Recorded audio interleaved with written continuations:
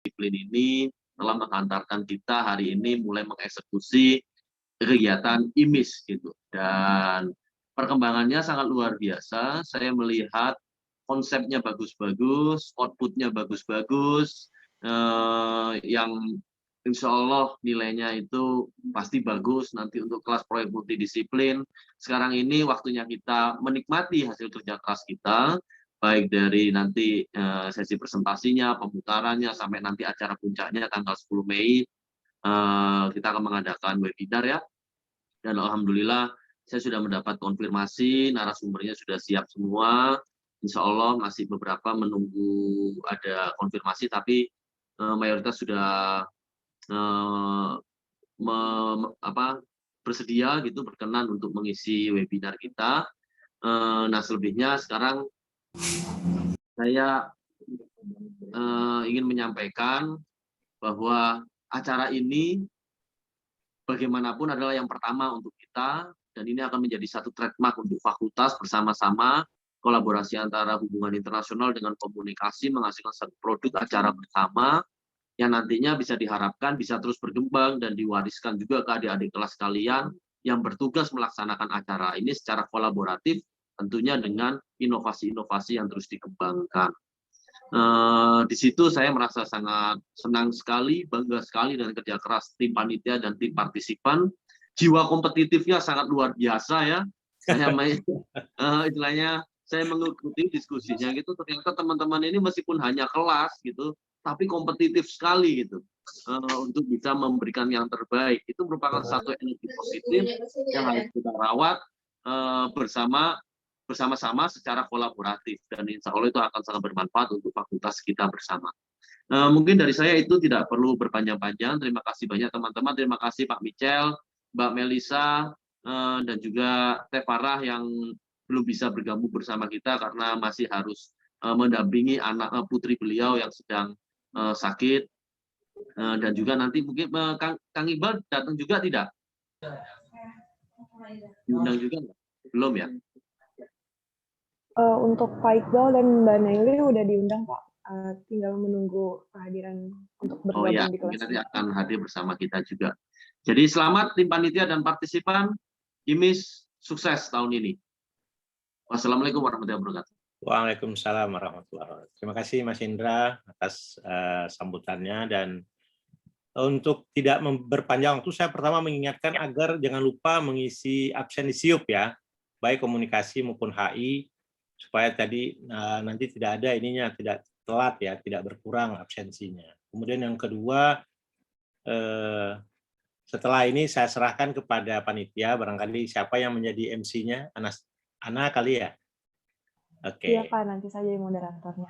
Ana moderatornya. Jadi teman-teman sekalian, kepada seluruh peserta, seperti kata Pak Indra tadi, ini adalah sebuah perjalanan yang dimulai dari awal, kita sudah sampai ke 3/4 ya. Tinggal 1/4 terakhir itu adalah waktu nanti acara showcase-nya nanti dengan narasumber yang sudah diundang.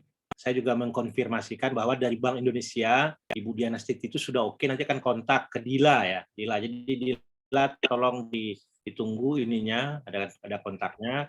Kemudian dari Pak Profesor Hendrawan, beliau masih saya persuasi karena pas pada waktu yang bersamaan beliau itu reses. Jadi kalau reses itu kalau anggota DPR itu ke kampung-kampung gitu. Jadi takutnya dia katanya nggak ada sinyal terus gimana. Jadi saya masih berusaha meyakinkan. Mudah-mudahan tidak ada kendala buat Prof. Hendrawannya. Kalau saya ada kendala, nanti kita akan coba switch mencari narasumber baru yang tidak kalah berkualitas. Oke, teman sekalian, silakan menampilkan videonya yang diputar oleh panitia, nanti akan dinilai oleh Bu Melisa yang merupakan dosen sinematografi bersama Mbak Nelly dan Mas Iqbal. Saya kembalikan kepada kelompok 1, Ana sebagai moderator. Saya izin juga pakai double ini device ya. Saya juga ikut rapat dengan Pak Rektor di sebelah juga terkait dengan rapat kerja anggaran. Terima kasih. Saya kembalikan kepada Ana. Saya akhiri. Billahi taufiq wal hidayah. Assalamualaikum warahmatullahi wabarakatuh. Ya, selamat siang untuk para dosen dan juga teman-teman sekalian dalam kelas mata kuliah proyek multidisiplin. Pada hari ini kita akan memulai rangkaian acara Indonesia Millennial in Sustainability atau IMIS 2021. Rangkaian pertama akan dimulai dengan presentasi dari tiga kelompok pertama. Sebelumnya saya juga ingin menyapa para dosen juri, kepada Ibu Melisa Indriana Putri, S.Ilkom, M.Ilkom. Selamat datang Ibu, terima kasih sudah bergabung dengan acara kami pada hari ini. Selamat Juga, sore. juga untuk Pak Iqbal Ramadan, SIP, dan M.Ilpol, terima kasih banyak Pak telah meluangkan waktu untuk bergabung ke dalam acara kami ini. Ya, sama-sama Anastasia. Dan terakhir juga ada Mbak Nelly Fitria, SOS dan MA. Terima kasih banyak Mbak Nelly telah juga ikut bergabung dengan acara kami pada hari ini. Terima kasih Anas. Nah, sebelumnya sebenarnya juri untuk Indonesia Millennial in Sustainability 2001 terdapat 2 dari dosen dari Prodi Hubungan Internasional dan 2 lagi dari Prodi Ilmu Komunikasi. Namun Ibu Dr. Farah Mulyasari berhalangan untuk hadir, sehingga untuk kali ini yang hadir hanya 3 juri.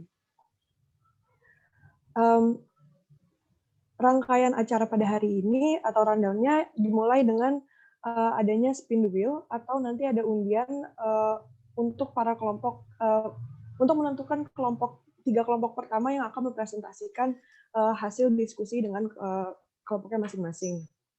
Selanjutnya akan diteruskan dengan sesi question and answer yang akan diberikan oleh para juri, serta sesi question and answer ini akan berdurasi 10 menit.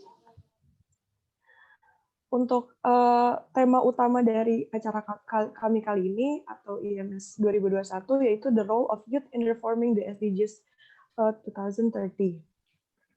Sekarang boleh dimulai untuk pengundian urutan kelompok pertama, kedua, dan ketiga.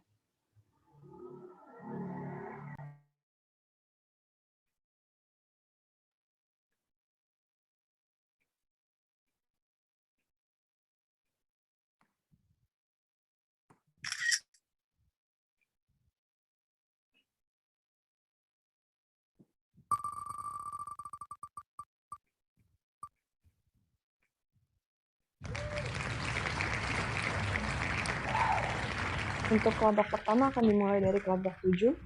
Selanjutnya.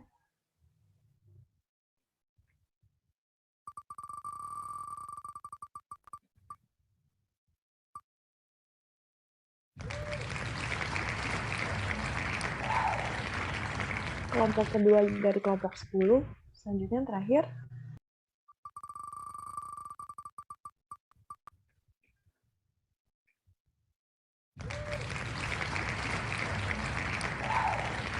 Dan untuk kelompok terakhir pada hari ini yaitu dari kelompok 3.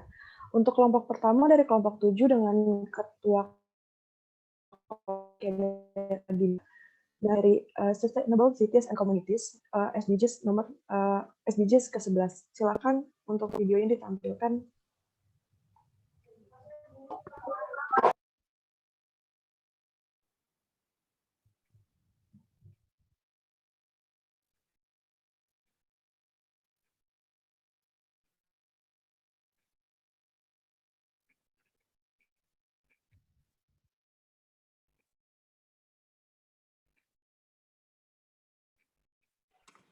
Bentar ya, Kak.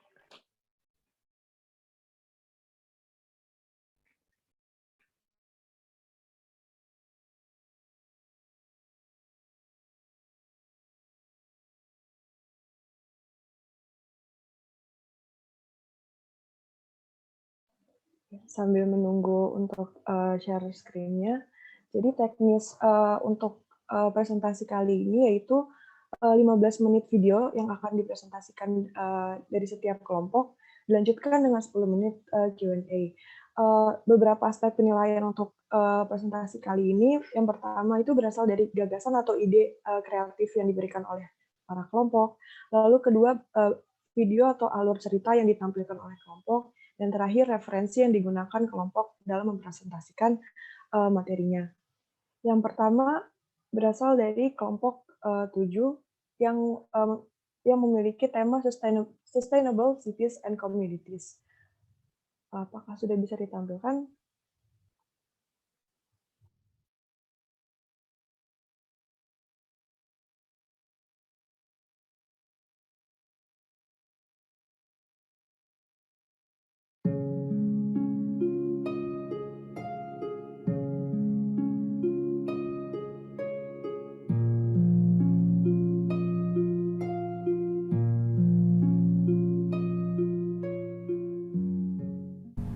Penyandang disabilitas sering mengalami hambatan dan kesulitan untuk berpartisipasi secara penuh dan efektif sebagai masyarakat berdasarkan kesamaan hak, terutama dalam mengakses ke fasilitas publik seperti fasilitas stasiun KRL atau MRT dan halte Transjakarta.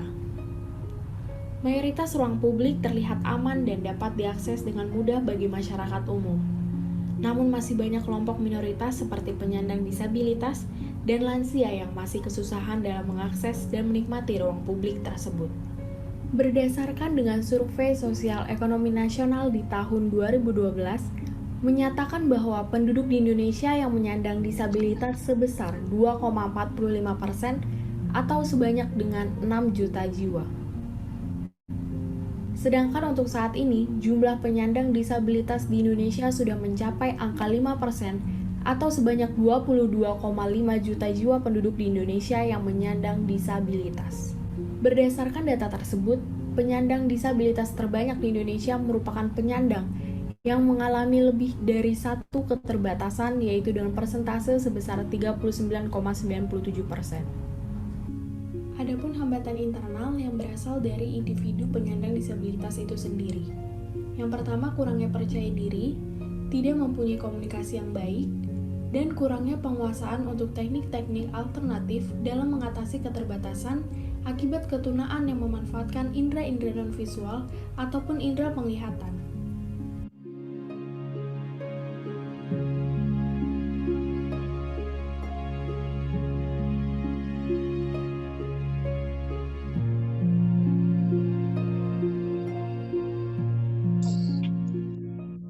Maaf Bu, siapa? Risa. Oh ya, Ibu Risa ya. Sebenarnya kami kan di sini buat satu wawancara untuk proyek kami, proyek multidisiplin itu mengenai gimana transportasi umum atau fasilitas publik itu sebenarnya sudah cukup memadai belum buat penyandang-penyandang difabel. Oh, Tisha, baik Bu. Kemudian saya ingin bertanya sih, sebenarnya Ibu Tisha ini udah menyandang disabilitas dan ini tuh apa ya? Oh, selama ini udah 16 tahun ya berlalu dari tahun 2005. Oh, dari tahun Hampir 17. Oh, iya. Berarti Ibu sendiri kesibukannya sekarang kalau saya boleh tahu apa ya, Bu? Apanya, Mbak? Kesibukan Ibu Tisha sekarang apa ya? Oh, tetap kerja sambil sekolah kalau hari Sabtu. Oh, sekolah. Ya karena Ibu juga kerja sambil sekolah, mungkin Ibu juga pernah menggunakan kayak transportasi umum seperti KRL atau Transjakarta atau MRT, dan apakah Ibu kalau dalam beraktivitas kayak gitu tuh sering menggunakan transportasi umum?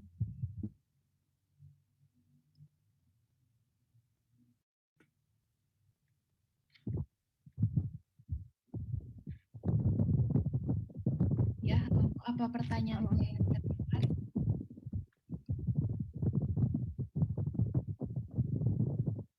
Terjeda ya. Pernah sih sekali di Jakarta MRT ya, cuma sekali pernah nyoba.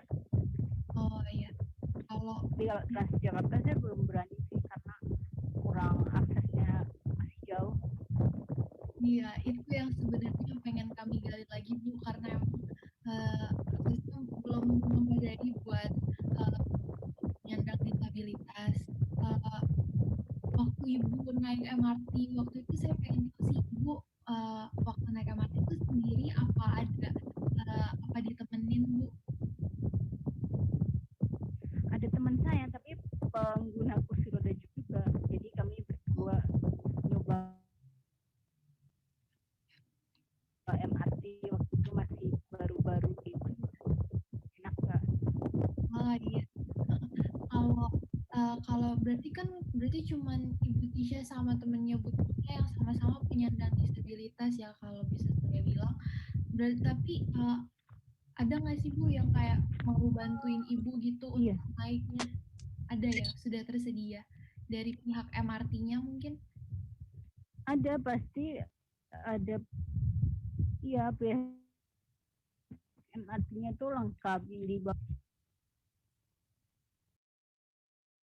dilepas tiket baru dia balik lagi gitu.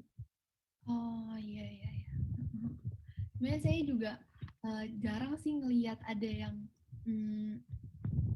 yang benar-benar difasilitasin dengan baik, makanya saya muncul ide buat mengangkat isu ini gitu. Tapi syukurlah kalau misalnya Ibu dapat fasilitas yang cukup memadai waktu di MRT itu. Ya, selamat siang semuanya teman-teman.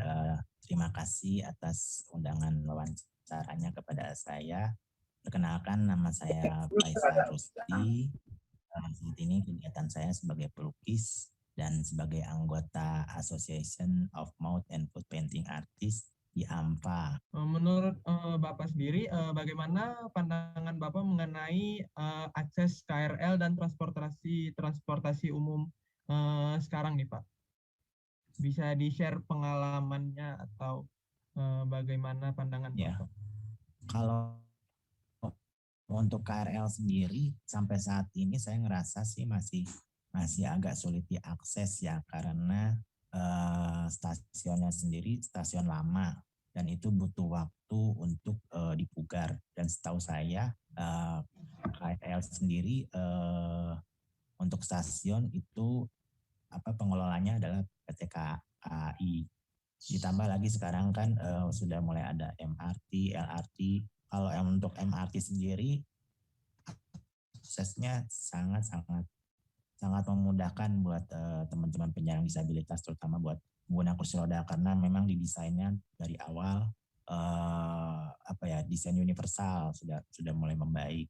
Walaupun sedikit mungkin ada kekurangan berapa persen, itu bisa ditambal. Seperti kemarin sewaktu kami dengan teman-teman uji coba naik MRT, itu kami memberi masukan karena masih ada lantai gerbong MRT-nya itu akan membahayakan, jadi kami minta disediakan ada ramp portable dan itu dipenuhi oleh pihak MRT. Menggunakan kursi roda sebagai aktif dan penyebab saya menggunakan kursi roda adalah paraplegi, ada sedikit gangguan di tulang belakang saya torakal 7, spinal cord injuries. Untuk Transjakarta yang kebetulan hampir setiap hari saya gunakan ya Mas, ada sebagian yang sudah ramah disabilitas, terutama koridor yang sering saya gunakan ya, dari Kampung Melayu ke Monas, itu alhamdulillah udah accessible. Dan petugas-petugasnya juga sudah sigap terhadap penumpang disabilitas. Tapi ada beberapa yang memang tidak accessible dan itu perlu survei ulang. Kalau berdasarkan pengalaman saya, ada beberapa yang tidak accessible itu di Harmoni, Juanda, sama Pecenongan kalau nggak salah. Itu pun saya berdasarkan saya alami saat terjadi rekayasa jalan. Koridor yang biasa saya gunakan itu tidak melayani penumpang, jadi dialihkan ke koridor berikutnya atau saat terjadi demo yang jalan utama ditutup itu kan. Tapi dengan itu justru malah jadi lebih tahu kan halte-halte yang akses ataupun tidak bisa segera ditemukan dan atau mungkin bisa di follow up kepada PT Transjakarta. Seperti Harmoni, itu yang tidak akses itu gate keluarnya ya, tidak kursi roda saya itu tidak bisa melalui. Dan untuk yang Pecenongan bisa dilalui, tapi untuk ke arah yang berlawanan itu saya harus menyeberang jalan ya. Tapi alhamdulillah petugas masih mau membantu. Dan untuk yang Juanda, untuk gate-nya bisa dilalui, tapi untuk ke seberang jalan itu kita harus menggunakan tangga penyeberangan. Dan untuk awal, berdasarkan pengalaman saya juga pertama kali menggunakan transportasi publik Transjakarta ini, kebetulan halte yang terdekat di rumah saya itu halte Pasar Induk Ramat Jati. Iya. Nah, hambatan yang saya temui adalah gate-nya itu tidak bisa dilalui sama kursi roda, sama trotoar saat menuju halte itu terlalu tinggi kan. Iya.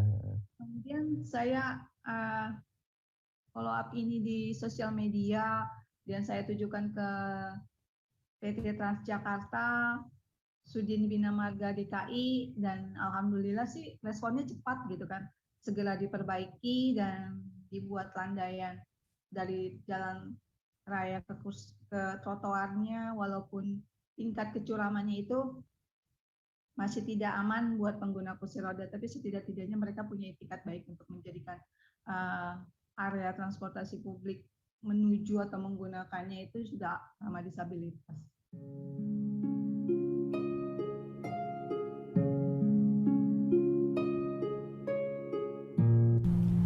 Adapun kendala yang sering dihadapi penyandang disabilitas dalam mengakses layanan publik.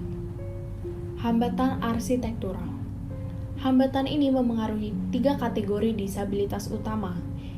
Yang pertama, disabilitas fisik yang termasuk menggunakan kursi roda, semi ambulan, dan mereka yang mempunyai hambatan manipulatoris atau kesulitan dalam gerak otot. Yang kedua, disabilitas sensoris yang meliputi tunanetra dan tunarungu, dan yang terakhir adalah disabilitas intelektual.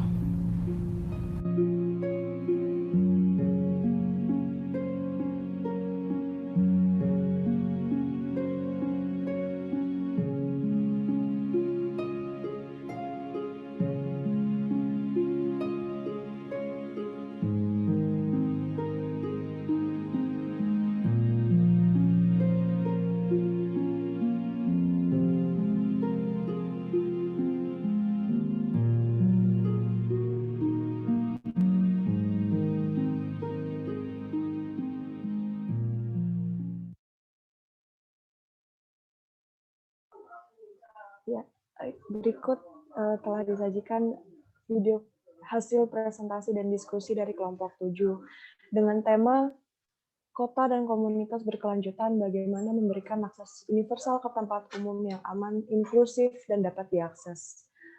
Sesi selanjutnya akan dilanjutkan dengan sesi question and answer dari para juri.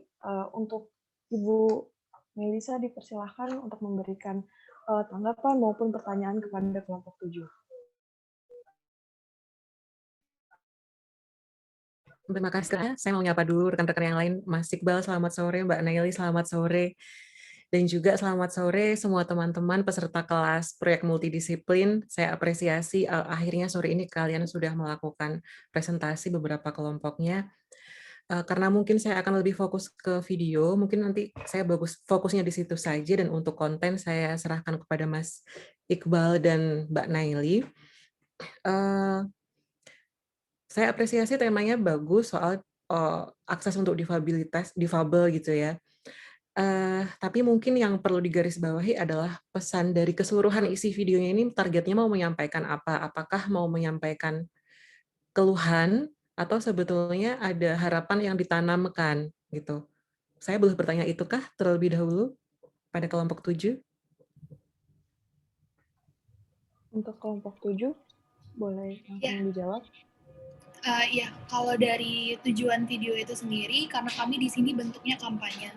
Jadi setelah diinterview beberapa narasumber, kami mengetahui bahwa sebenarnya yang mengalami hambatan itu yang belum memadahi fasilitas untuk kaum difabel sendiri itu bukanlah pemerintah. Pemerintah sudah menyediakan banyak fasilitas untuk kaum difabel seperti kayak jalan maupun transportasi umum. Tapi berdasarkan salah satu narasumber yang saya wawancarai, yaitu Mbak Tisha, dia lebih menekankan ke bagaimana kelompok masyarakat sendiri itu bertindak terhadap kaum difabel. Jadi di sini kami mengalami shifting, yang mana awalnya tujuan kami untuk mendorong pemerintah, karena kami melakukan tinjauan itu berdasarkan apa yang kami baca di berita-berita internet. Tapi ternyata setelah kami mewawancarai secara langsung, kami mengetahui bahwa ternyata masalah terdapat pada masyarakat sendiri. Sehingga dari masyarakat sendiri itu kami menekankan bahwa harus ada rasa kepedulian dari masyarakat. Karena sebagaimanapun pemerintah sudah menyediakan akses ataupun menyediakan fasilitas bagi kaum difabel, tapi apabila dari masyarakat atau dari diri kita sendiri belum bisa untuk menerima mereka menjadi bagian dari kita, maka kaum difabel akan selamanya merasa bahwa mereka bukan bagian dari kita atau terdiskriminasi. Mungkin begitu, Mbak Mel. Baik, terima kasih. Tadi kelompok 7, Georgina ya. Saya tadi lupa namanya. Oke, terima kasih atas jawabannya. Di sini kami boleh memberikan saran nggak sih, atau hanya bertanya saja? Boleh Bu. Oke, jadi gini, kalau saya memang fokusnya pada pesannya apa, kemudian bagaimana pesan itu tersampaikan gitu kan. Kalau memang kalian tadi mengalami shifting dari yang tadinya nemu data bahwa pemerintah sudah memberikan fasilitas yang memadai gitu, tapi ternyata di lapangan masalahnya lain lagi. Nah, silahkan konten videonya diarahkannya ke sana gitu. Tadi saya menangkapnya agak kurang jelas gitu, sebetulnya masalah yang mau diprioritaskan yang mana, itu pertama. Apakah masalahnya adalah fasilitas yang kurang, ataukah yang lainnya lagi, itu tadi saya belum menangkap ke sana. Itu yang pertama dari sisi target pesannya. Kemudian yang kedua, dari sisi mungkin peletakan urutan narasumbernya. Ada narasumber kalian yang ini memang masalah umum ya, ada yang mungkin dapat menyampaikan opininya dengan bagus dan jelas, ada yang mungkin perlu kalian tekankan atau perlu diarahkan gitu, agar bukan maksudnya mengarahkan agar jawabannya bohong, tapi agar tepat maksudnya mau ngomong apa dia. Nah, sebetulnya itu nggak apa-apa. Dan tadi narasumber pertama sepertinya ada perlu dibantu gitu untuk menyampaikan mungkin pesannya dengan lebih bagus. Jadi dibantunya mungkin dengan highlight dari interviewernya gitu, entah ditambahkan statement lagi atau mungkin dikasih tulisan di videonya. Terus justru yang bagus, maaf, justru yang bagus malah narasumber ketiga. Tapi sayangnya ditaruhnya di akhir gitu. Jadi narasumber ketiga itu cukup artikulatif gitu ya. Dia bisa menyebutkan, maaf suara saya kurang prima ini.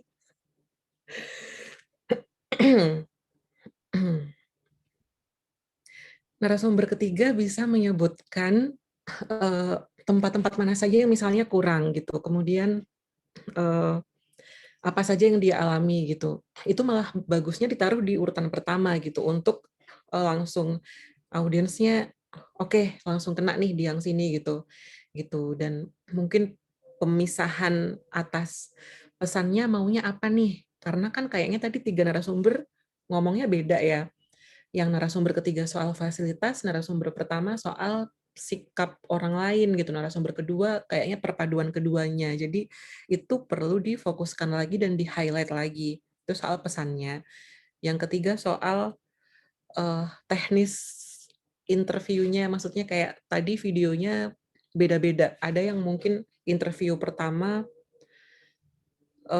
interviewernya nggak in frame, jadi hanya narasumber saja. Lalu video kedua dan ketiga interviewernya in frame gitu. Jadi saya sempat tadi berpikir, oh ini narasumbernya 2 nih, in frame sekaligus gitu. Jadi mungkin lain kali diseragamkan konsepnya. Apakah mau interviewernya masuk ke Zoom-nya sekalian ataukah enggak gitu. Jadi itu perlu disamakan. Mungkin itu biar waktunya nggak kepanjangan dari saya. Terima kasih. Selamat sore. Terima kasih Bu Melisa. Kami masih memiliki sisa waktu untuk para juri lain, untuk dari Pak Iqbal maupun Mbak Nelly. Jika ada saran maupun tanggapan dan pertanyaan, dipersilahkan waktu dan tempatnya. Ya, silakan Mbak Nelly dulu aja nggak apa-apa. Oke, terima kasih kesempatannya Anastasia dan juga selamat sore untuk Mas Iqbal dan Mbak Melisa. Ini sangat menarik sekali ya, saya bangga dan juga appreciate sekali bahwa kepedulian kita terhadap isu SDGs ini mulai berkembang, dan memang salah satu fungsi dari akademisi adalah raising people awareness dan juga raising students awareness terhadap kepedulian dengan isu-isu SDGs, khususnya isu-isu hak asasi manusia gitu ya. Video pertama ini mungkin kalau dari sisi sinematografi, Mbak Melisa sudah mengomentari tadi gitu ya, kurang lebih ada sedikit yang memang sama dengan Mbak Melisa, ada satu alur cerita yang saya masih belum bisa menangkap gitu ya dari video ini. Tapi mungkin itu bagian teknis saja. Saya hanya punya pertanyaan ya, mungkin ini penting sekali untuk ditanyakan kepada kalian gitu ya. Tadi terkait dengan pertanyaan dan komentar Mbak Melisa, bahwa di sini saya punya pertanyaan, adakah stakeholders atau government, pihak dari pemerintah yang kalian hubungi? Dan menurut kalian siapa saja sih yang bertanggung jawab untuk mengurus ya, atau misalnya di kementerian apa sih isu disabilitas ini dipegang paling utama gitu? Mungkin boleh dijawab dulu.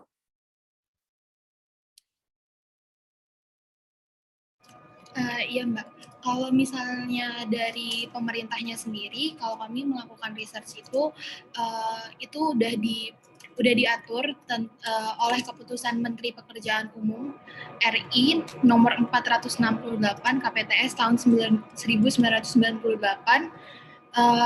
tentang persyaratan teknis pada bangunan umum dan lingkungan. Ini khususnya dibuat untuk aksesibilitas dan didefinisikan sebagai kemudahan yang disediakan bagi penyandang cacat atau kaum difabel guna mewujudkan kesamaan kesempatan dalam segala aspek kehidupan dan penghidupan. Kemudian di UU nomor 8 tahun 2016 juga telah diatur bahwa penyandang disabilitas maksud saya lebih didefinisikan adalah setiap individu yang mengalami keterbatasan fisik, intelektual, mental, dan atau sensorik dalam jangka waktu lama. Sedangkan kalau dalam pemerintahan sendiri kami sudah berusaha, kalau dari pihak government kami belum bisa reach mereka sendiri, tapi beberapa waktu lalu kami mencoba menghubungi pihak dari LSM atau Lembaga Swadaya Masyarakat, itu juga kurang lebih agak sulit dihubungi. Jadi kami hanya dapat kemarin itu satu yayasan yang bergerak di bidang pemberdayaan kaum difabel, yaitu Mbak Tisha tadi yang pertama. Seperti itu sih Mbak. Oke, ya terima kasih Gina atas jawabannya. Mungkin sedikit saja ya, semoga biar Mas Iqbal dapat waktu juga. Saran saya, sekretariat SDGs di Indonesia itu dipegang di bawah Bappenas. Jadi kalian nanti kalau ke depannya berminat dengan isu ini dan mau serius gitu ya mendalami isu disabilitas, Bappenas itu perlu menjadi satu referensi utama bagaimana infrastruktur yang sudah dibangun, kemajuannya, supaya kita bisa cross check dari dua arah. Kata masyarakat begini loh, kata orang yang betul-betul punya disabilitas begini loh, tapi kata pemerintah bisa beda. Sebenarnya itu bisa di-create menjadi satu narasi yang unik gitu, bahwa sebenarnya ternyata ada gap di sini.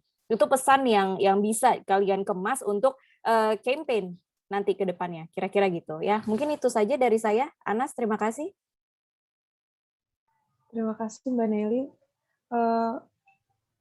Dikarenakan waktunya sudah selesai, Pak Iqbal, jadi mohon maaf Pak, kita akan beralih ke kelompok kedua ya Pak, dan Ibu juri yang lain. Untuk kelompok 2 berasal dari kelompok 10 dengan tema Peace, Justice, and Strong Institution, dengan tema khusus Protecting Children from Sexual Exploitation. Ini temanya berasal dari SDGs nomor 16, dan untuk video presentasinya dipersilakan.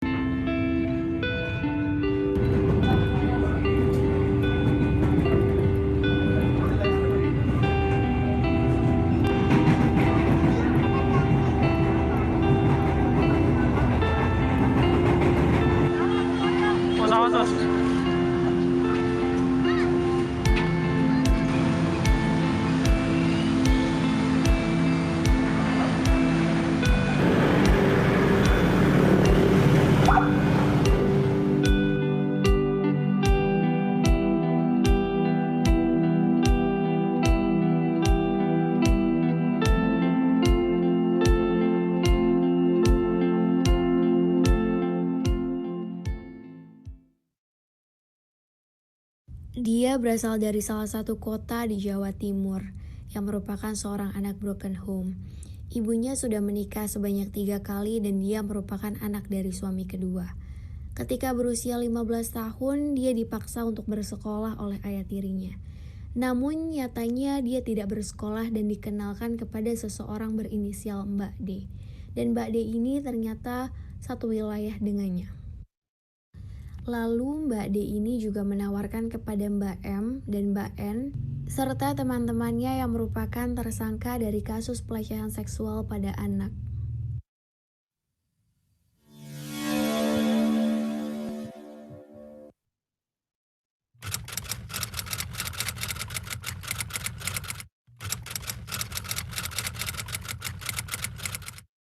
Alasannya adalah untuk bekerja, dan saya memang mengiyakan atas ide tersebut.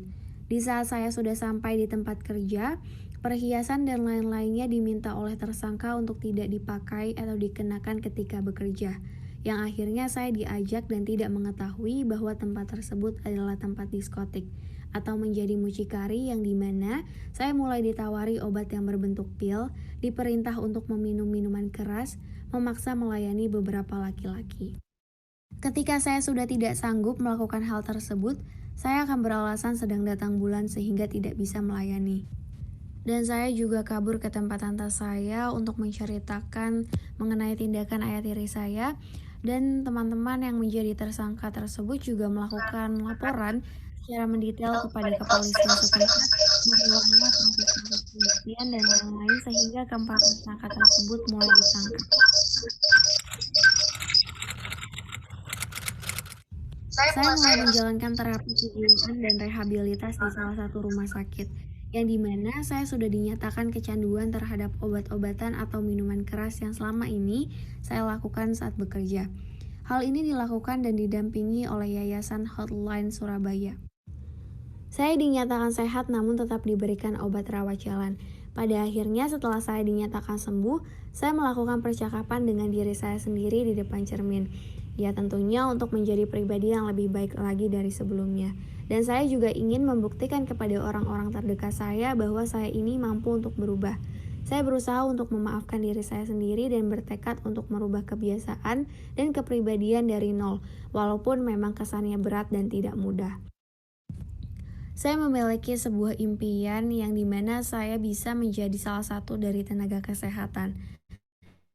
Setelah selang waktu yang cukup panjang, akhirnya saya masuk ke jenjang perkuliahan, di mana saya dapat memasuki jurusan kesehatan di salah satu universitas yang saya impikan.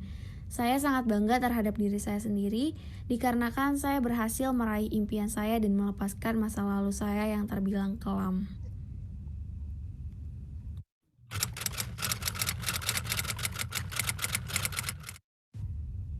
Pesan saya terhadap masyarakat yang juga pernah mengalami hal serupa, jangan pernah menyerah, jangan pernah putus asa dan yakin terhadap diri sendiri. Kuncinya adalah kita mau berubah menjadi lebih baik lagi, walaupun memang prosesnya tidak mudah dan panjang. Dan tentunya kita juga harus bisa berdamai dengan diri sendiri, menerima kenyataan dan kejadian yang memang sudah terjadi. Kita harus bisa memaafkan semuanya yang sudah terlibat dari kehidupan kita di masa lalu, serta harus yakin bahwa dapat menjadi pribadi yang jauh lebih baik lagi daripada kemarin. Dan poin terakhir yang bisa saya sampaikan adalah kita harus bisa menata hidup menjadi lebih baik ke depannya dan tetap semangat.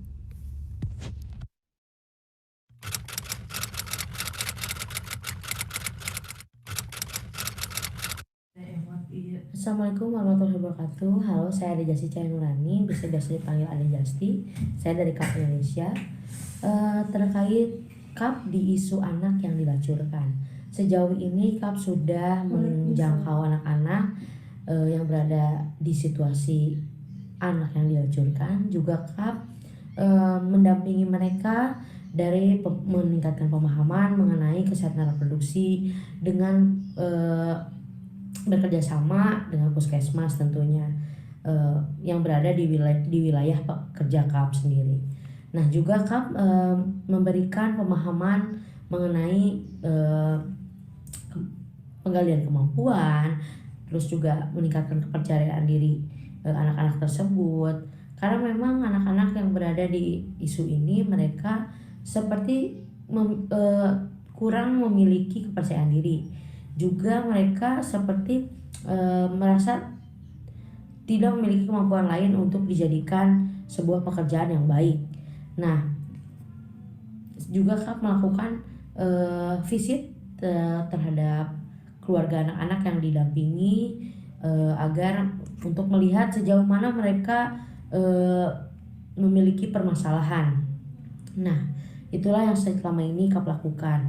Terkait sosialisasi yang sudah dilakukan oleh KAP terhadap pemerintahan, KAP sudah bermitra terhadap kepada beberapa mitra pemerintah, yaitu DP3 APM, Dinas Pendidikan, Disdukcapil,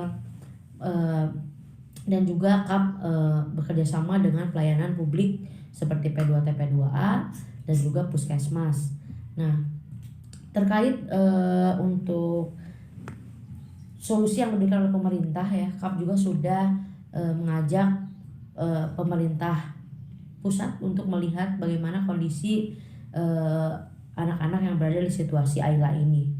Seperti kita sudah mengundang pemerintahan ya, wali kota ikut terlibat di kegiatan kita beberapa kali. Juga kita sudah melakukan advokasi terhadap legislatif. Kita berusaha untuk membuat legislatif bisa membuatkan kebijakan-kebijakan terhadap orang-orang atau para pelaku pengguna jasa seks tersebut agar mereka diberikan hukuman yang jelas. Itu.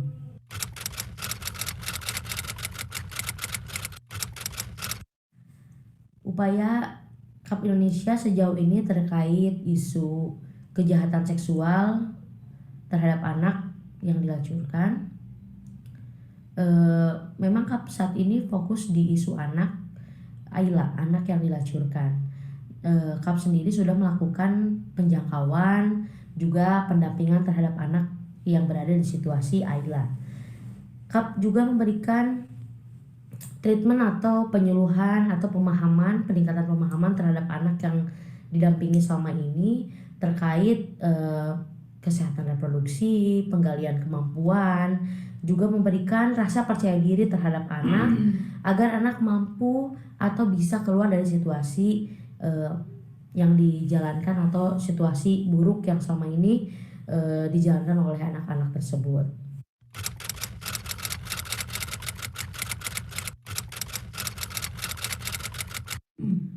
KAP juga sudah bekerja sama dengan pemerintah, dengan dinas-dinas seperti DP3 APM, P2 TP2A, juga di Disdukcapil terkait apa yang memang dibutuhkan atau secara tidak langsung itu adalah sebuah implementasi dari KHA sendiri, Konvensi Hak Anak, yang harus didapatkan oleh anak yang walaupun mereka berada di situasi AILA. Nah, KAP sendiri sudah melakukan juga advokasi terhadap legislatif, sudah ada di jajaran ini, sudah melakukan advokasi ke ranah legislatif terkait tentang bagaimana para pelaku atau pengguna jasa seks ini bisa diberikan hukuman yang jelas terkait apa yang sudah mereka lakukan terhadap anak. Nah, namun memang belum ada lanjutan tindakan yang diberikan oleh pemerintahan atau legislatif sendiri. Itu mungkin.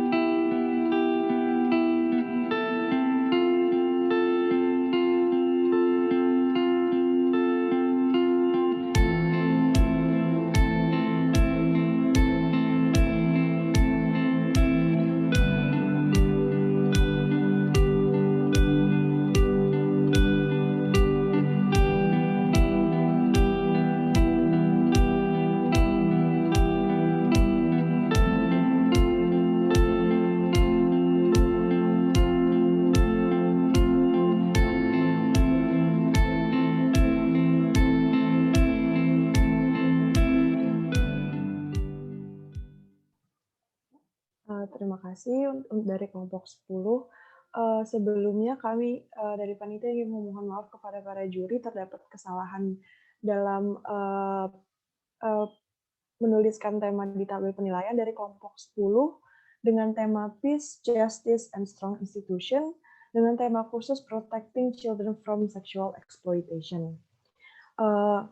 Untuk sesi question and answer boleh dimulai dari Pak Iqbal. Sebelumnya Pak Iqbal belum mendapat kesempatan untuk kali ini, boleh Pak? Oke, baik. Terima kasih Anastasia atas waktu dan kesempatannya. Ya, makanya dari tadi saya bingung, ini kalian ngebahas yang mana ya maksudnya? Soalnya di sini kelompok 10 tapi kok topik sama di lembar penilaian videonya beda ya. Tapi terima kasih atas revisinya ya. Oke, mungkin kalau soal video atau komposisi dan lain sebagainya, Mbak Mel lebih paham ya, lebih hatam ketimbang saya. Mungkin saya akan masuk ke arah terkait dengan isu dan kontennya ya. Oke, yang pertama mungkin saya ngasih masukan dulu ya, Mbak Anastasia ya. Yang pertama, masukan untuk kelompok 10 ini adalah sebaiknya kan kalian membahas tentang sexual exploitation ya. Nah, sexual exploitation itu sebaiknya di prolognya, di awalnya itu dijelasin dulu terkait dengan gambaran besar sexual exploitation di Indonesia itu seperti apa sih? Terutama untuk child sexual exploitation ya yang tadi kalian bahas itu dibahas dulu gitu. Minimal kita sebagai penonton itu tuh kita tahu dulu nih gambaran umumnya di Indonesia itu seperti apa, baru nanti kita topik yang kerucutnya kita ngebahas di kesaksian dari interviewer tadi ya, dari narasumber tadi. Nah, itu bisa kita jadikan sebagai bahan kontemplasi. Tapi sebaiknya saran saya adalah, karena jujur aja sebenarnya kalian udah bagus nih, karena ini topiknya unik dan kalian bisa mendapatkan narasumber seorang penyintas gitu ya, penyintas sexual exploitation ini juga bagus banget. Kalian bisa mendapatkan data primer ya, bahkan termasuk ke KPAI juga kalian bisa mendapatkan data kesana, itu menurut saya sangat bagus gitu ya. Nah, mungkin saran saya adalah dibuat dulu secara deduktif ya, umum ke khusus. Jadi kasih dulu gambaran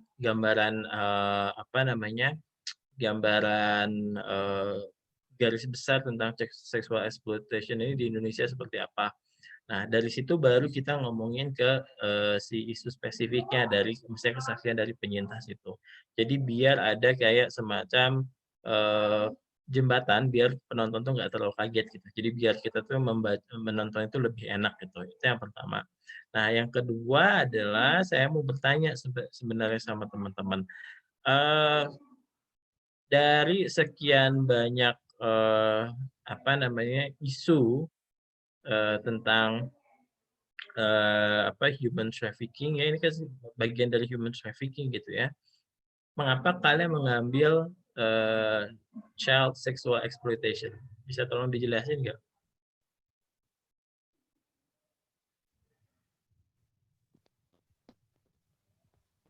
Baik, Pak Iqbal, terima kasih atas masukannya. Di sini saya, Monica dari Hubungan Internasional 2018, akan menjawab terkait pertanyaan Bapak. SDGs nomor 16 yang berbunyi Peace, Justice, and Strong Institution ini memang memiliki beberapa isu, apalagi terkait human trafficking. Alasan kami mengambil topik ini ialah karena menurut kami dan juga survei serta observasi yang telah kami lakukan di beberapa kanal media, yang menjadi highlight human trafficking itu seperti perdagangan organ, terus perdagangan manusia dan lain-lain. Tapi yang menarik perhatian kami ialah kasus eksploitasi pada anak dan perempuan. Kami menarik untuk membahas tentang eksploitasi anak, karena menurut kami anak merupakan unit paling terkecil, apalagi merupakan anak-anak yang baru lahir ataupun besar di lingkungan keluarga seperti yang broken home dan lain sebagainya, membutuhkan perhatian lebih dari institusi terkait keberadaan mereka dan juga kesejahteraan mereka di lingkungan yang dalam tanda kutip bisa kita bilang tidak aman bagi anak-anak seusia mereka. Seperti itu, Pak. Oke,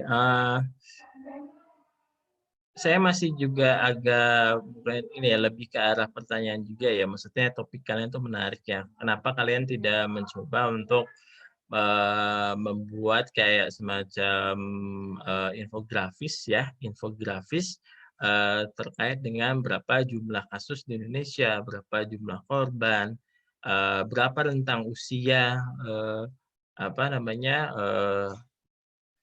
anak-anak Indonesia yang mengalami child sexual exploitation. Kenapa kalian nggak mencoba membuat semacam infografis gitu? Jadi nanti di sela video itu kalian bisa menampilkan infografis. Jadi kayak menurut saya kan itu lebih informatif gitu. Kenapa kalian nggak mencoba membuat itu? Baik, Pak, untuk terkait infografis dan juga informasi tambahan, mengapa tidak kami input?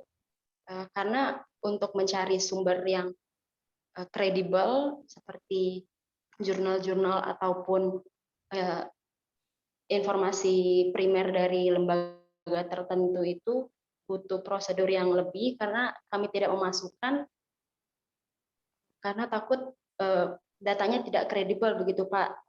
Seperti data-data pada tahun 2016 sebenarnya kami sudah punya dari kanal-kanal internet tapi tidak kami masukkan karena pertimbangan tersebut. Jadi kita lebih menyuguhkan hal-hal yang bersifat general dan juga bersifat lapangan seperti penyintas dan juga interviewer dari institusi begitu, Pak.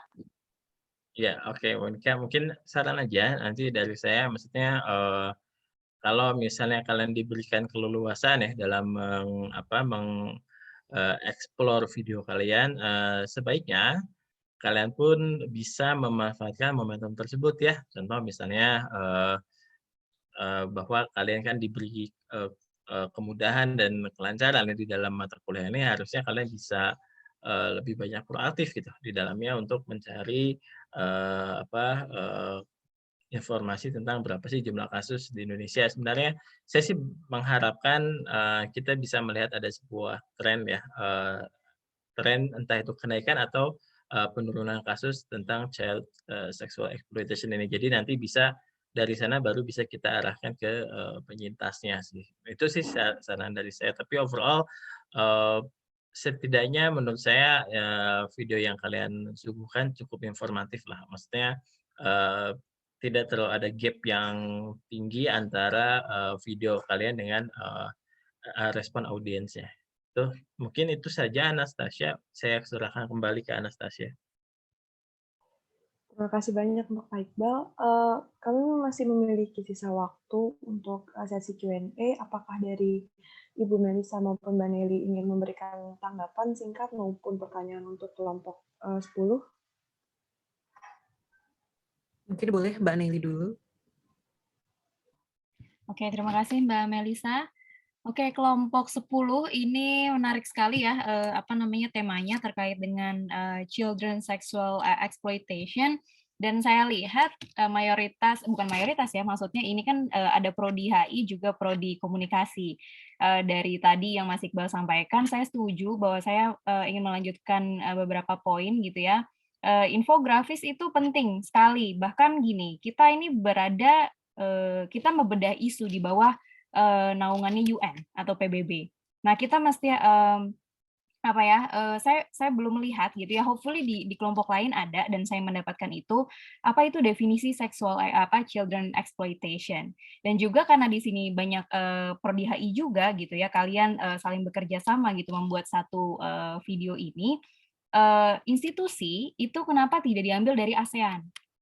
Ini saran mungkin saya mulai dari saran dulu ya. ASEAN itu punya namanya ACWC ya, atau ASEAN Convention on the Protection of Women and Children. Itu satu konvensi yang menjadi barometer kerjanya perlindungan anak di ASEAN.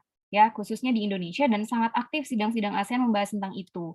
Jadi kalau untuk video saya rasa tidak ada komentar ya. Ini lumayan bagus pembuatannya. Nanti mungkin Mbak Melisa yang akan mengomentari itu ya. Jadi saran saya itu untuk mengambil satu angle yang kalian lihat dari sudut global, terus regional ASEAN, lalu nasional Indonesia. Lalu di bawahnya sebenarnya yang memegang paling besar porsi pekerjaan di CSO atau NGO itu adalah ECPAT. Ya, ECPAT itu untuk perlindungan khusus children exploitation, children sexual exploitation. Mungkin nanti bisa diinikan lagi di situ gitu ya. Nah, saya mau tanya mungkin satu pertanyaan aja. Apa sih pengertian kalian mengenai strong institution sendiri dari SDGs ini? Apa pemahamannya tentang itu?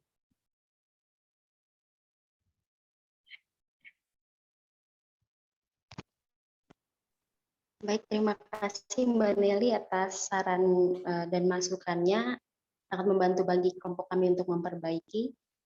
Terkait dari pertanyaan Mbak Nelly, apa pendapat kelompok kami, apa yang dimaksud dengan strong institution? Menurut kelompok kami, strong institution itu berasal dari pemerintah atau lembaga-lembaga yang menaungi masyarakat khususnya domestik yaitu Indonesia. Nah, lembaga-lembaga dan pemerintahan ini yang memberikan sebuah awareness ataupun sebuah atensi kepada masyarakat-masyarakat yang berada di lingkup terkecil ataupun yang sulit untuk dijangkau untuk melaksanakan upaya-upaya tindakan preventif dan juga kuratif untuk melindungi masyarakat yang dalam tanda kutip lemah ataupun lemah terhadap hukum dan sering mendapatkan intimidasi-intimidasi yang sering dilakukan di lingkungan yang tidak terlihat oleh pemerintah gitu, Mbak. Oke, terima kasih jawabannya Monica. Mungkin itu saja dari saya. Anas, terima kasih. Terima kasih, Mbak. Terima kasih untuk para juri dan kelompok 10. Karena keterbatasan waktu, Bu Melisa, mohon maaf, kita lanjut untuk kelompok terakhir ya, Bu. Oke. Kelompok ketiga berasal dari kelompok dengan tema SDGs, Gender Equality, dengan tema khusus Administering the Gender Equality in Work Environment. Sebelumnya saya ingin menyesuaikan dengan rubrik penilaian para juri, sudah sama kan ya untuk yang ini? Kelompok 3 dari nomor SDGs nomor 5 dengan tema Gender Equality. Ya, sudah, Ana, sudah. Baik, boleh diperlihatkan untuk hasil presentasi kelompok 3. Terima kasih.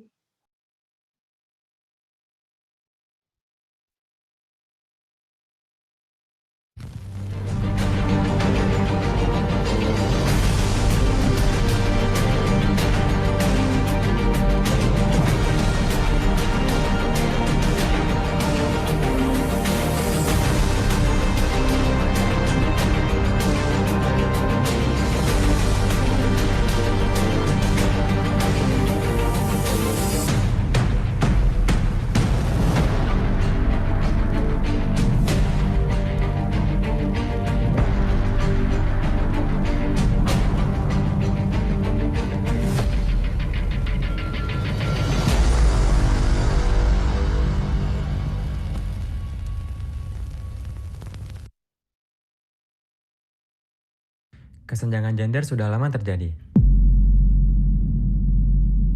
Kesenjangan tersebut mempengaruhi banyak hal, seperti sulitnya perempuan untuk mengembangkan diri dalam situasi tertentu. Upaya kesetaraan gender telah diperjuangkan agar terdapat kesetaraan bagi perempuan dan laki-laki untuk memiliki hak yang sama dalam memberikan kontribusi serta mendapatkan keuntungan yang sama dari ekonomi, kehidupan sosial, budaya, dan politik. Kesetaraan gender adalah pemerataan pandangan di dalam masyarakat terhadap nilai pria dan perempuan beserta peran yang mereka dapatkan, walaupun terdapat banyaknya perbedaan di antara mereka. Indonesia merupakan salah satu negara dengan budaya yang melekat dengan konsep patriarki, sehingga kesetaraan gender di Indonesia masih didominasi oleh pria. hanya ada 53% jumlah pekerja perempuan dari seluruh total populasi perempuan di Indonesia. Jumlah tersebut tentunya lebih sedikit apabila dibandingkan dengan jumlah pria, di mana sebanyak 83% pekerja pria dari total pria usia produktif di Indonesia.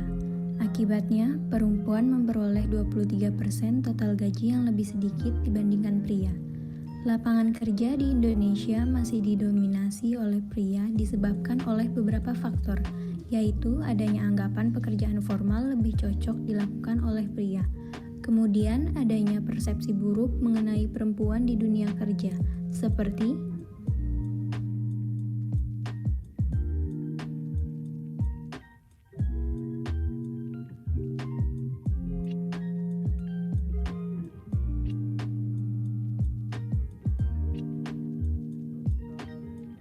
faktor-faktor tersebut mengakibatkan kaum perempuan lebih dikonsentrasikan hanya dengan di beberapa pekerjaan tertentu, seperti pengasuh, kasir, jasa makanan, dan juru tulis. Contoh ini merupakan informasi yang membuktikan bahwa lapangan pekerjaan perempuan di Indonesia masih lebih kecil apabila dibandingkan dengan lapangan kerja pria.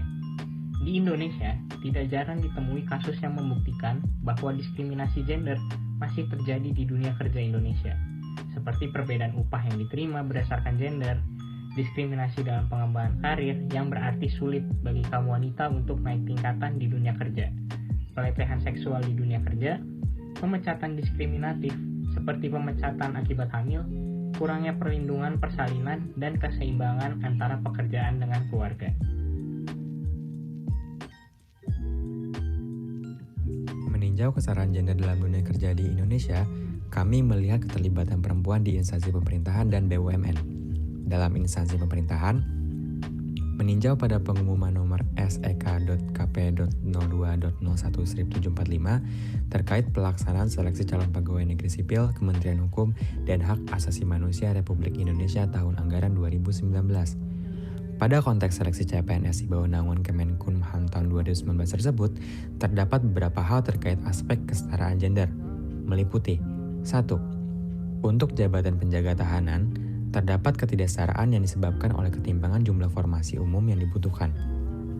Untuk pria sebanyak 2.497 2. Untuk jabatan pemeriksa keimigrasian pelaksana atau pemula, terdapat ketimpangan di mana jumlah pria sebanyak 528 dan jumlah wanita sebanyak 60.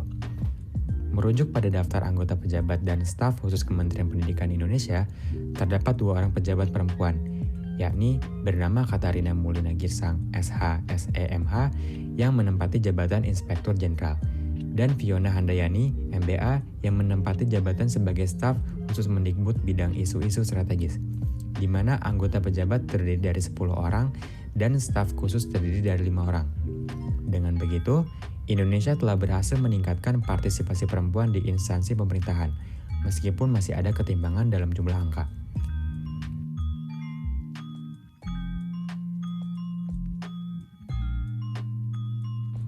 Dalam instansi BUMN, laporan hasil penelitian oleh Grant Thornton International yang bertopik Women in Business 2018, perempuan Indonesia yang menempati posisi di jajaran pimpinan manajerial perusahaan mencapai 43%. Dalam ranah BUMN di Indonesia, beberapa di antaranya yaitu 1.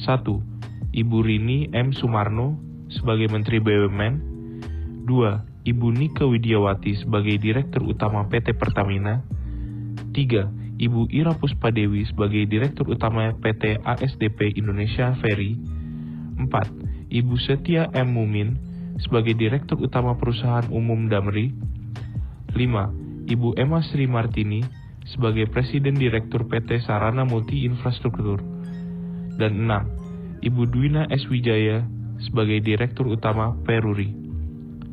Bangkitnya perempuan dalam ranah pekerjaan disebabkan oleh perubahan stigma masyarakat yang saat ini menjadikan perempuan harus ada dalam salah satu posisi manajemen perusahaan atau bisnis. Keterlibatan perempuan dalam pekerjaan juga dinilai akan memberikan keberagaman dalam penyelesaian masalah atau mencari solusi saat proses pengambilan keputusan. menunjukkan bahwa negara berkembang lebih terbiasa dengan adanya perempuan dalam urusan perusahaan. Berikut merupakan hasil wawancara dengan 5 narasumber yang memiliki latar pekerjaan yang berbeda. Menurut Anda, apakah budaya patriarki itu masih melekat di lingkungan pekerjaan Anda? Masih banget, apalagi lebih sering itu dirasakan pas liputan ya. Budaya patriarki itu dirasakannya pas liputan gitu. Misalnya perilaku-perilaku yang seksis, yang mengarah-ngarah pada mendiskriminasi perempuan, atau bahkan praktik-praktik pelecehan seksual itu tuh masih ada gitu. Kalau misalnya kita jurnalis perempuan itu turun meliput di lapangan gitu. Sudah tidak. Dari beberapa tempat kerja saya melihat sudah tidak ada budaya patriarki. Sejauh ini saya tidak merasakan adanya budaya patriarki sih, karena di kantor kami mengutamakan kesetaraan gender. Menurut saya, budaya patriarki sudah tidak melekat di lingkungan pekerjaan saya, karena kepolisian sudah memberikan kesempatan kepada polisi wanita untuk dapat berkiprah mengeluarkan potensi diri yang dimiliki oleh polisi wanita di dalam menjalankan tugasnya sebagai polisi Republik Indonesia. Contohnya, sudah banyak jabatan Kapolsek, Kapolres, dan Kapolda yang dijabat oleh seorang polwan. Bagaimana pendapat Anda tentang perempuan di lingkungan kerja? Kalau menurut saya sih perempuan itu harus diberikan kebebasan untuk memilih pekerjaannya apa gitu, karena ya pada dasarnya kalau peran gender itu kan lebih kayak konstruksi sosial masyarakat ya, itu yang dibentuk oleh masyarakat bahwa perempuan itu harus kayak gini, laki-laki itu harus kayak gini gitu. Nah itu tuh merugikan baik perempuan maupun si laki-lakinya. Perempuan dan laki-laki sama, dinilai sama dalam arti tergantung dengan kinerja masing-masing. Baik perempuan atau laki-laki bisa mendapatkan posisi sesuai dengan kinerjanya. Oke. Perempuan sangat penting di lingkungan kerja karena perempuan sendiri terbilang lebih teliti dibanding laki-laki. Perempuan sangat dibutuhkan di lingkungan kerja saya. Tuntutan kasus kejahatan yang banyak terjadi menimpa perempuan dan anak, di mana dibutuhkan peran polwan dalam menyelesaikan permasalahan yang terjadi. Karena perempuan dalam hal ini polwan menggunakan cara pendekatan secara persuasif dari hati ke hati. Apakah diskriminasi masih sering terjadi di lingkungan kerja Anda? Masih sih memang komentar-komentar seksis dari narasumber, bahkan dari editor pun ada gitu. Ini aku nggak ngomong cuma aku doang ya, jadi nggak ngomong cuma Kompas doang, tapi aku ngomong media secara menyeluruh. Sudah tidak ada dan sudah lama saya tidak pernah melihat adanya diskriminasi di lingkungan kerja saya. Selama ini sih saya tidak merasakan hal-hal yang bersifat diskriminatif sih. Diskriminasi sudah tidak ada di lingkungan kerja saya, karena polwan dan polki sudah memiliki kedudukan dan kesempatan yang sama di segala bidang tugas Polri. Apakah perempuan bisa mendapatkan posisi yang setara dengan pria? Ya. Ini lebih ke jabatan. Bisa sih. Bahkan pemimpin redaksi aku, bos aku di Kompas dulu kan Mbak Dinuk Pambudi ya, dan dia itu perempuan dan itu juga bos yang sangat peka juga lah dengan masalah kesetaraan gender dan isu-isu feminisme gitu. Sangat bisa. Seperti yang tadi saya katakan, bahwa perempuan atau laki-laki sama bisa menempatkan posisinya sesuai dengan kinerja masing-masing. Di saat ini, pekerjaan yang dilakukan oleh pria dapat dilakukan juga oleh wanita. Ya, sangat mungkin perempuan bisa mendapatkan posisi yang setara dengan pria, dengan catatan perempuan memiliki kemampuan dan kemauan untuk dapat meningkatkan skill yang dimilikinya. Menurut Anda, apakah pendapatan perempuan masih di bawah pendapatan laki-laki? Kalau di kami itu memang nggak dibedakan antara gaji perempuan sama laki-laki, semuanya sama. Yang membedakan itu pengalaman kerja, masa kerja udah berapa lama, kayak gitu-gitu sih. Tidak. Intinya dari semua pertanyaan ini adalah semua berdasarkan dengan kemampuan dan kinerjanya masing-masing. Menurut saya sih tidak ya, karena semua tergantung dari divisi pekerjaan masing-masing sih. Pendapatan perempuan dan laki-laki untuk saat ini di zaman milenial sudah sama dan setara, tidak ada perbedaan sama sekali. Seberapa penting kehadiran perempuan dalam lingkungan pekerjaan Anda? Sangat penting ya, yang pasti sangat penting karena perempuan bisa memberikan insight-insight yang berbeda tentunya dari laki-laki, punya sudut pandang yang berbeda juga gitu. Sangat penting karena ada beberapa skill yang dimiliki perempuan tapi tidak dimiliki laki-laki. Masing-masing ada kekurangan dan kelebihannya. Jadi perempuan termasuk penting untuk ada di lingkungan pekerjaan atau perkantoran. Saya sebagai perempuan menyarankan untuk tenaga kerja lainnya untuk berani bersaing dalam menyetarakan gender guna tidak terjadinya diskriminasi. Kehadiran perempuan di lingkungan pekerjaan saya sangat penting, apalagi dalam hal-hal tugas yang berkaitan dengan perempuan dan anak. Seperti yang sudah saya jelaskan di poin nomor 2. Dari wawancara tersebut dapat disimpulkan bahwa meskipun masih terdapat diskriminasi terhadap perempuan di beberapa tempat kerja, Indonesia telah berhasil menerapkan kesetaraan gender di dunia kerja. Dalam mencapai kesetaraan gender di dunia kerja secara utuh, memang masih membutuhkan waktu dan proses yang cukup panjang. Namun, setiap langkah kecil sangat berarti. Proses kemajuan yang telah dicapai oleh Indonesia tidak boleh berhenti sampai di sini. Sebagai generasi penerus bangsa, sudah menjadi tanggung jawab kita semua untuk memperjuangkan hak masyarakat Indonesia untuk mendapatkan kesejahteraan di tempat kerja, tanpa dibedakan berdasarkan gendernya. Indonesia rumah kita. Kalau bukan kita, siapa lagi?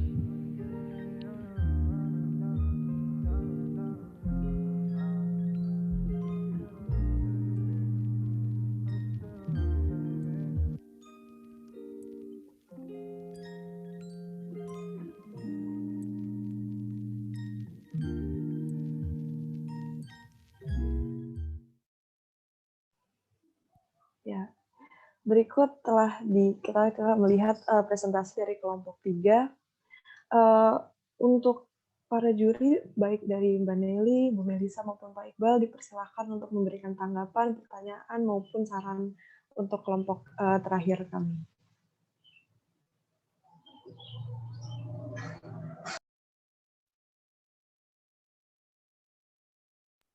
Apakah? Mungkin Mbak Melisa dulu. Iya, Mbak Mel aja dulu kayaknya. Tadi belum ya? Sebenarnya nggak apa-apa kalau di akhir, soalnya cuma teknis kan. Tapi terima kasih sudah dipersilahkan. Oke, saya sangat mengapresiasi sebetulnya untuk kelompok 3 ini soal videonya, terutama mungkin ini editornya mati-matian yang editnya ya. Karena materinya ini kayaknya banyak banget. Saya sangat apresiasi sekali, sungguh rapi, mulai dari opening, isi, kemudian kredit title-nya juga detail, anggotanya siapa, referensinya dari mana saja, dan lain-lain. Akan tetapi saya tetap akan bertanya, sebetulnya dari video yang tadi cukup panjang, dengan materi yang sangat banyak gitu ya, dengan tema yang sungguh dan sangat menarik, itu pesan yang mau disampaikan apa? Apakah fokus di perubahan situasinya gitu, atau bagaimana? Karena kan materinya tadi banyak ya, jadi ada fokusnya nggak sih sebetulnya? Gitu. Silahkan kelompok 3.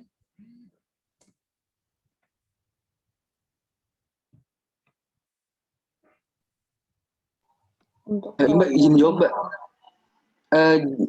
Saya sebagai perwakilan dari kelompok 3 ingin menjawab. Jadi terkait dengan pesan dan tujuan video kelompok kami, secara garis besar adalah untuk lebih meningkatkan awareness kepada penonton tentang kondisi kesetaraan gender, terutama di dunia kerja, Mbak.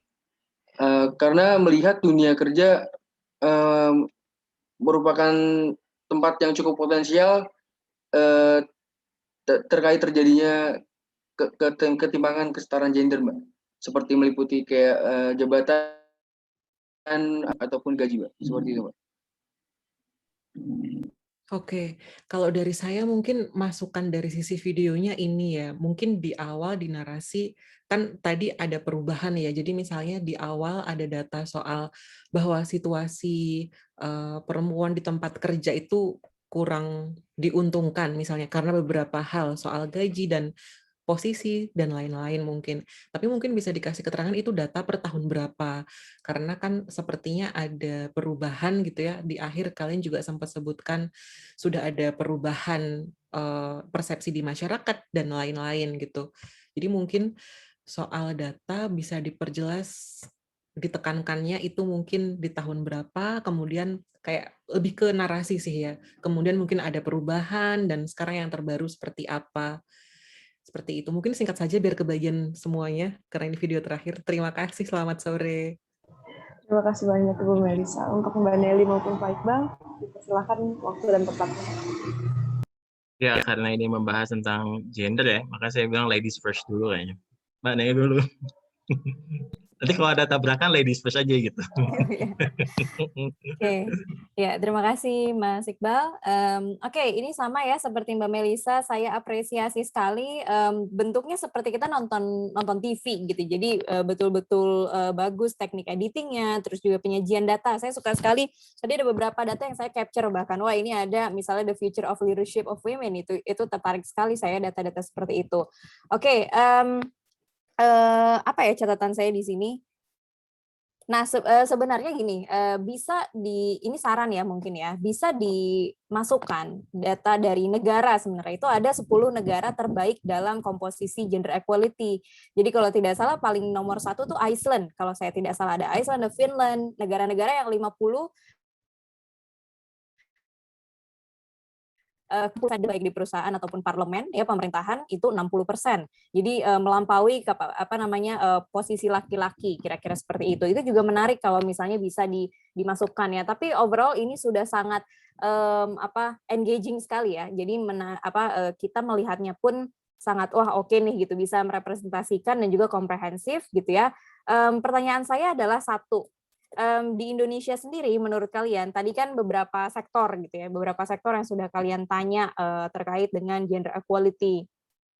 Sebenarnya apakah stigma itu ya masih betul-betul urgent sekali tidak sih di Indonesia menurut kalian gitu ya, sehingga ini perlu di-raise dan perlu dijadikan satu fokus khusus gitu ya, sebagai bagian dari perempuan harus perempuan gitu. Sedangkan di sisi lain juga kalau domestik tidak terurus ya, bagaimana nih kalian menjembatani ini gitu? Menjembatani dua argumen ini. Sementara di sisi domestik perempuan juga perlu gitu perannya sebagai ibu. Silakan.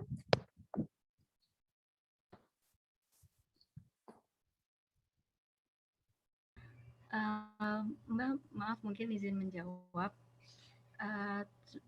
Dari yang pesan yang kami sampaikan itu kan sebenarnya pada dasarnya lebih ke mendorong lagi perempuan terutama yang masih muda itu buat berani buat masuk ke dunia kerja gitu kan. Tapi untuk membahas permasalahan stigma, menurut saya mewakili kelompok itu masih cukup penting di Indonesia karena masih banyak anak perempuan itu yang diberikan arahan gitu oleh orang tuanya kayak seperti tidak usah tinggi-tinggi sekolah atau bekerja dan lain-lain. Nah, sedangkan yang mau kita justru di sini emang kita tujuannya untuk menjembatani bahwa kayak untuk memilih perempuan itu untuk bekerja atau untuk memilih mengurus rumah itu merupakan hak perempuan itu gitu Mbak. Jadi kayak bukan berarti perempuan itu nggak boleh bekerja karena harus di rumah, tapi lebih kayak ke ya kita tahu di samping dari tugas perempuan secara secara nature-nya itu membuat mengurus domestik, tapi kita juga punya hak untuk bisa ada di dunia kerja kayak gitu Mbak. Oke, ya terima kasih Faras. Mungkin itu saja biar Mas Iqbal kebagian. Terima kasih Anas. Terima kasih banyak Mbak Nelly. Boleh Pak Iqbal terakhir. Iya, terima kasih Anas. Terkait dengan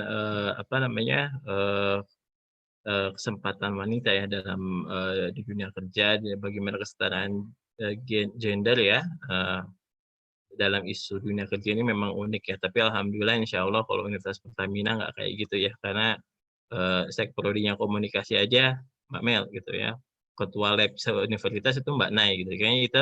Kayaknya di UP insya Allah sudah mewakili lah, kayaknya sudah nggak ada yang kayak gitu ya, yang diskriminasi gitu nggak ada insya Allah. Tapi kalau saya melihat dari konteks filmnya ini saya sangat tergugah ya, karena kalian bisa menyajikan ini dengan baik. Saya setuju dengan Mbak Mel, itu kayaknya kalian mati-matian yang mengedit video itu, karena banyak sekali poin-poin yang harusnya bisa tersampaikan. Terutama saya ingin mendengar dari aspek jurnalis wanita ya, jadi jurnalis perempuan, maaf. Bagaimana kesannya gitu, karena pengalaman saya dulu jadi wartawan, di tim saya jurnalis itu hanya laki-laki semua. Biasanya kalau yang perempuan itu di bagian desain sama bagian programming. Nah, saya justru ingin dengar lebih lama itu bagaimana jurnalis-jurnalis perempuan Kompas itu harus bersaing untuk ya itu tadi dengan laki-laki di dunia kerja itu seperti apa.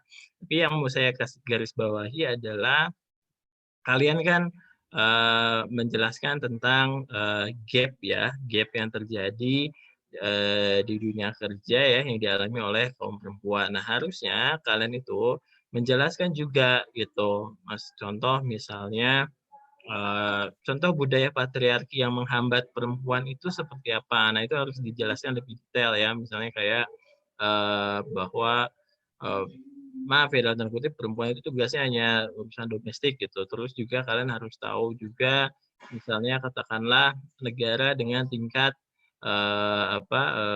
kesetaraan gender yang masih di bawah standar juga. Tadi kan Mbak Nela sudah menambahkan 10 negara yang memiliki tingkat kesetaraan gender yang tinggi. Nah, kalian tambahkan juga sebagai perbandingan negara atau misalnya nah dari situ kalian bisa melakukan kayak semacam perbandingan ya. Maksudnya posisi Indonesia ada di sini. Nah, terus baru kalian masuk kesimpulan bahwa walaupun Indonesia masih banyak PR-nya, tapi Indonesia sudah bisa mengatasi permasalahan kesetaraan gender ini. Nah, itu bisa kalian ambil garis merahnya dari situ. Ya, memang kalau kita melihat ya urusan patriarki ini sungguh pelik ya. Sekarang kalau kita melihat di perkotaan mungkin sudah banyak yang open minded ya teman-teman, tapi sekali-kali coba kalau kalian ada dana riset, cobalah kalian minimal datang ke nggak usah jauh-jauh lah, kalian datang ke daerah pelosok di wilayah Jawa Barat aja. Kalian akan masih melihat bagaimana posisi perempuan itu sangat tertindas, dan kalian bisa bayangkan saja ada perempuan yang harus bekerja untuk menafkahi anak-anaknya, sedangkan laki-lakinya kabur main cewek lagi gitu. Itu tuh udah banyak banget yang seperti itu. Nah, kalau kalian ada waktu, coba kalian nggak usah jauh-jauh lah, riset aja wilayah pelosok di daerah Jawa Barat yang masih sangat kental budaya patriarki ini gitu. Kalian bisa melihat bagaimana perempuan itu dia harus berdiri di atas 2 kaki ya, sedangkan peran laki-lakinya sendiri itu tidak ada. Nah, itu bisa kalian lihat lebih jauh bahwa sebenarnya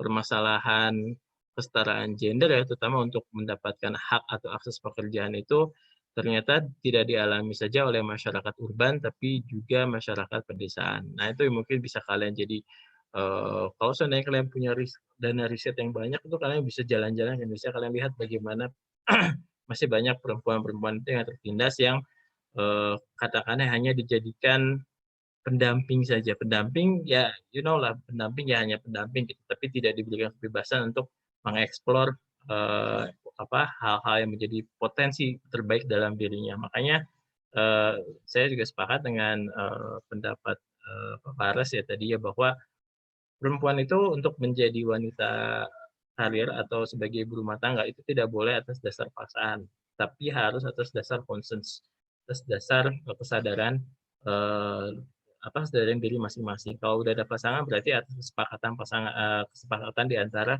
suami dan istri gitu, bahwa ya udah saya mau jadi ibu rumah tangga karena memang si perempuan ingin menjadi ibu gitu, udah selesai. Tapi ya tidak boleh ada atas dasar paksaan, itu nggak boleh, karena itu yang hendak kita capai di dalam kesetaraan gender juga itu. Itu aja sih, tapi overall saya melihat this is well and good quality video sih menurut saya, karena kalian bisa menjelaskan video ini dengan sangat bagus ya, sehingga saya sebagai audiens pun paham kalian mau masuk kemana gitu, mau menjelaskan apa. Ya terkait dengan komposisi video juga sudah dijelaskan oleh Mbak Mel, jadi ya saya tidak ada komentar lagi sih. Kayaknya Anastasia, mungkin berikutnya saya serahkan ke Anastasia kembali. Silahkan. Terima kasih banyak untuk para juri kami. Dengan berakhirnya presentasi dari kelompok terakhir, kelompok 3, juga berakhirnya untuk rangkaian acara hari pertama IMS 2021 kali ini. Terima kasih banyak untuk para kelompok yang sudah mempresentasikan hasil diskusi dengan baik, dari kelompok 7 mengenai akses universal fasilitas umum, juga dari kelompok 10 mengenai child trafficking atau perdagangan anak, dan juga terakhir dari kelompok 3 mengenai kesetaraan gender.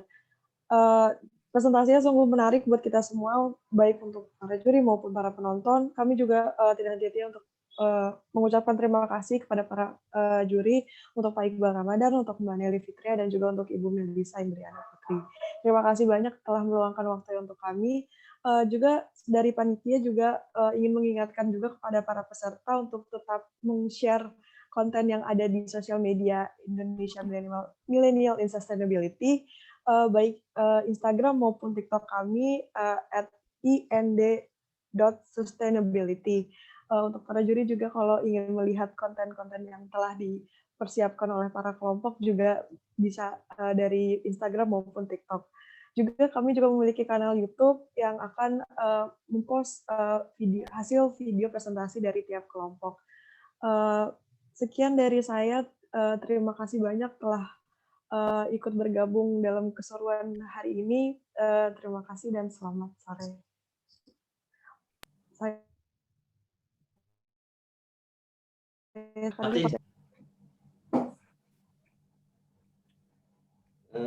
Silakan ini bisa ditutup mungkin Pak Michel ya. Mas Indra aja lanjut. Tadi saya udah yang buka tadi.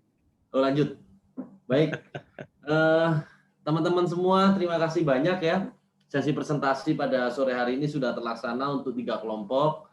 Kita akan lanjut lagi untuk sesi presentasi berikutnya sebagai rangkaian dari laporan proyek multidisiplin yang nantinya menjadi satu rangkaian hingga pada akhirnya kita akan sampai di acara puncak, di acara webinar IMIS di tanggal 10 Mei. Jika saya melihat hari pertama ini, saya benar-benar optimis sekali ya. Tuh, diupdate lagi sama ketua panitianya, Ibu Ketua Rona Azira ya. Berapa likes-nya Rona? Udah banyak, Pak. Wih, berapa itu banyaknya itu? Untuk di TikTok itu udah ada 3.000-an Pak likes-nya. 8.000 salah, maaf. Udah 8.370, dan di YouTube pun juga udah banyak. Instagram juga kalau dikalkulasin kayaknya udah lebih dari 5.000, Pak. Oke. Luar biasa ya, kayaknya cukup viral acara IMIS ini ya. Ini semua berkat kerja keras teman-teman semua gitu. Dan juga kerja keras tim panitia serta partisipan yang sudah mempersiapkan acara ini sangat luar biasa. Saya tadi melihat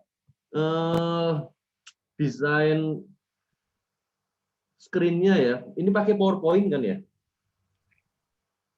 Iya Pak, pakai PPT. Ya, saya jadi terinspirasi. Oh iya ya, bisa juga dibikin kayak gini ya. Thank you. Nanti ini akan menjadi standar untuk tim saya. Semua kalau bikin acara desainnya harus modelnya kayak user interface-nya website. Mungkin kalau semua ini template-nya Netflix, nanti saya akan minta bikin template-nya Disney Hotstar nanti. Terima kasih teman-teman atas kreativitasnya ya. Di sini juga seperti yang Pak Michel pernah bilang bahwa di kelas ini kita itu belajar bersama begitu, bahwa banyak pelajaran-pelajaran luar biasa yang kita dapatkan dari kelas ini, bukan hanya dari teman-teman mahasiswa, tapi dari saya sendiri pun sebagai dosen itu saya langsung berinteraksi dengan teman-teman yang memang kreativitasnya itu tanpa batas gitu, dan saya senang sekali bisa mendampingi the unlimited possibility yang teman-teman tunjukkan, terutama dalam konteks acara IMIS ini. Jadi tetap kita jaga semangatnya sampai nanti acara IMIS terlaksana hingga paripurna. Terima kasih atas dukungan dari para judges ya, judges kita yang keren. Ada Ibu Nelly Fitria, pakar hak asasi manusia di Prodi HI, sangat luar biasa sudah hadir di sini. Dan saya suka berdiskusi dengan Ibu Nelly ini terkait SDGs ya, dan juga berbagai macam kegiatan-kegiatan kepemudaan. Terus kemudian ada Kang Iqbal, dosen HI yang sangat kita cintai, itu yang sangat luar biasa, sudah hadir juga bersama kita, dan juga kolega saya Mbak Melisa, pakar media, masalah di komunikasi, Pakar film, Mas. Pakar film. Oh iya, pantas tadi komentarnya itu seperti ini ya, mendengar komentator di YouTuber gitu kan, terkait film-film.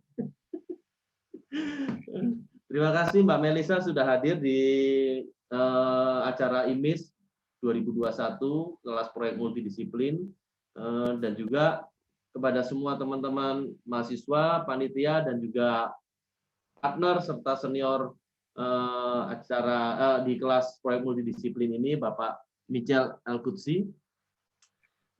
Sekian untuk sesi laporan proyek multidisiplin pada hari ini. Kita berjumpa lagi minggu depan. Kurang-kurangnya mohon dimaafkan. Wassalamualaikum warahmatullahi wabarakatuh. Waalaikumsalam.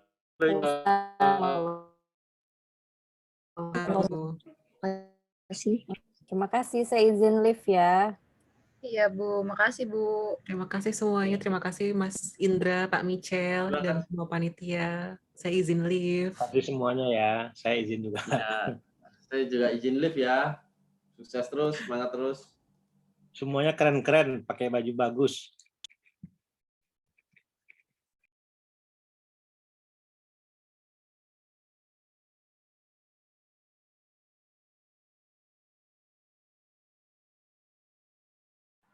Mantap Rona, terima kasih semuanya.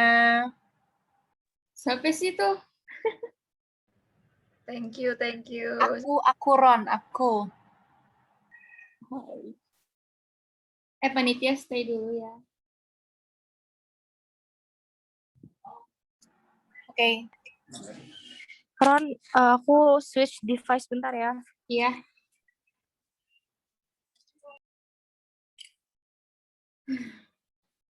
Saya udah on, mukanya baru on sekarang. Aku lagi nggak di rumah. Ron, Pak Iqbal. Pak Indra. Dari aja lagi.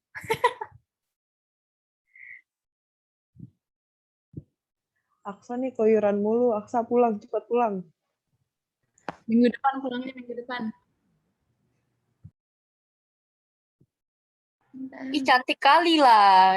Ini Putri Batak ini. Ibu Tobing. Sebut.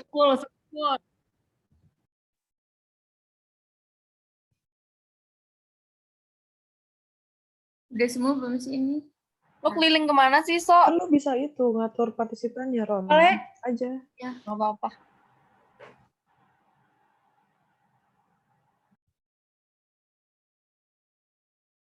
Diskusi film. Mungkin ada yang device-nya ditinggal kali, Ron. Banyak.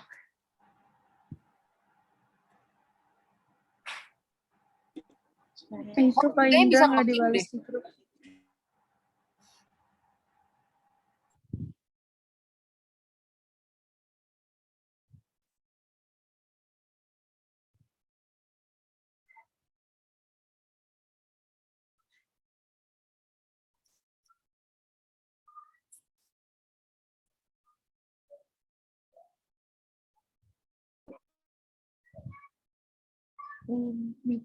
Mika keluar lu, Mika.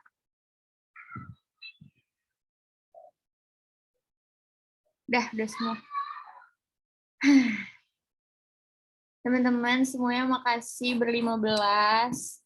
Hari ini Anas apalagi yang udah jadi moderator. Jangan kapok ya Anas. Sumpah lo tadi Maaf ya, gue banyak gemeteran. Iya, lu gemeter kedengeran. Karena 2 prodi, terus dosennya banyak banget, gue gak pernah nge-handle segede ini, jadi mohon maaf ya. Tuh, SJDC Indonesia mention kita. Parah, kejadian medpart gak sih, anjir. Mantep kan, mantep. Makasih, Anas. Akhirnya mainnya dia cuma bot doang. Nih, terus Dinar juga makasih udah jadi operator hari ini. Sophia juga udah jadi timekeeper. Acaranya ternyata berjalan lebih cepat dari waktu yang udah kita taruh. Alhamdulillah jadi nggak ngaret. Bu Mel juga jadi bisa ikutan sampai akhir acara. Untuk minggu depan itu agendanya sama presentasi lagi. Yang nge-handle itu ada Lele, Tasya, yang nggak sih? Siapa sih? Ya nggak sih, Lele Putri ya? Lele Putri sama Oke, Tasya ya, aku seingatnya sama Tasya kemarin, bareng. Ya. Bentar aku buka dulu.